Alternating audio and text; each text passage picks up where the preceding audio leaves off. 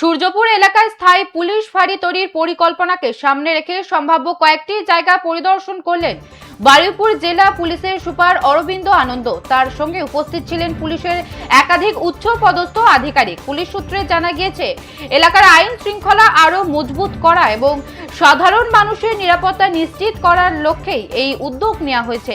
এদিন বিভিন্ন সম্ভাব্য স্থান ঘুরে দেখেন আধিকারিকরা এবং সংশ্লিষ্ট বিষয়গুলি খতিয়ে দেখেন। স্থানীয় বাসিন্দাদের দাবি, সূর্যপুরে স্থায়ী পুলিশ ফাঁড়ি তৈরি হলে নিরাপত্তা ব্যবস্থা আরো জোরদার হবে এবং সাধারণ মানুষ উপকৃত হবে। সূর্যপুরে পার্মানেন্ট পুলিশ ফাঁড়ির জন্য আবেদন। জায়গা পরিদর্শনে পুলিশ সুপার সূর্যপুর এলাকার স্থায়ী পুলিশ ফাঁড়ি তৈরির পরিকল্পনাকে সামনে রেখে সম্ভাব্য কয়েকটি জায়গা পরিদর্শন করলেন বারুইপুর জেলা পুলিশের সুপার অরবিন্দ আনন্দ।